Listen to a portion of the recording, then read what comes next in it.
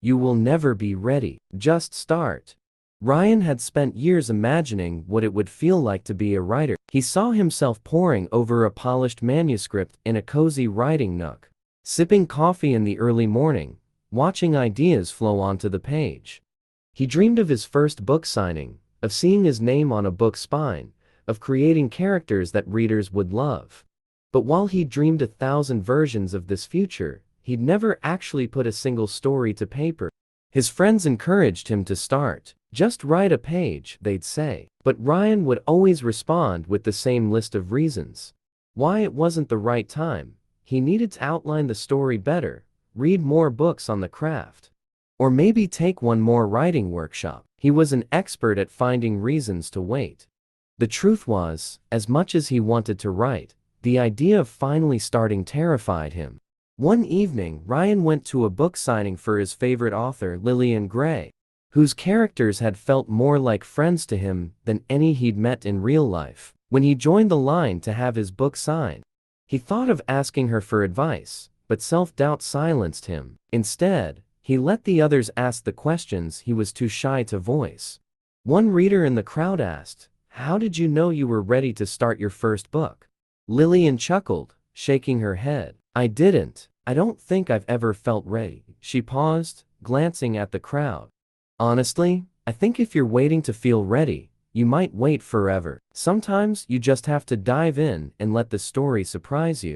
Ryan replayed her words all the way home. That night, he couldn't sleep. He turned Lillian's answer over in his mind, realizing for the first time that his endless list of preparations was a shield away to avoid the risk of failure. Deep down, he'd always assumed that being ready meant being perfect, or at least confident enough that success was inevitable.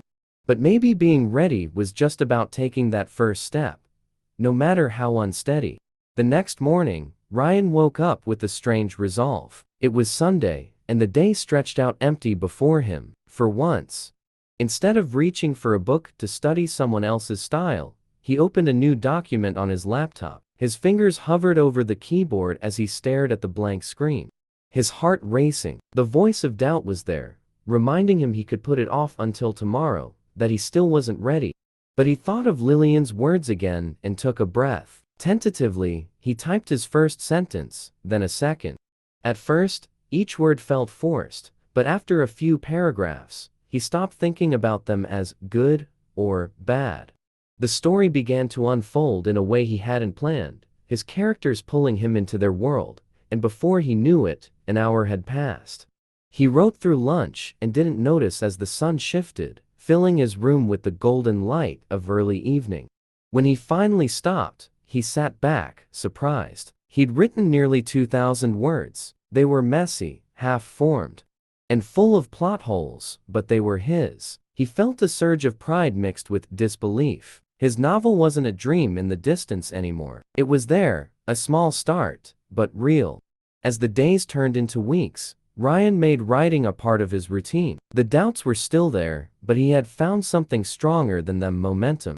Some days, he'd only manage a few sentences, while others he'd write pages, but each time he sat down, he felt a little less afraid. He was learning not to wait for inspiration or perfection, but to trust that the story would come if he just kept going. Months later, Ryan typed the final words of his first draft. He stared at the last page, feeling a mix of exhaustion and joy. He knew it wasn't perfect. He'd need to edit, rewrite, and probably cut more than he wanted to admit. But that was okay. He'd finally realized that ready was just a feeling, and it wasn't one he needed. He'd already taken the leap.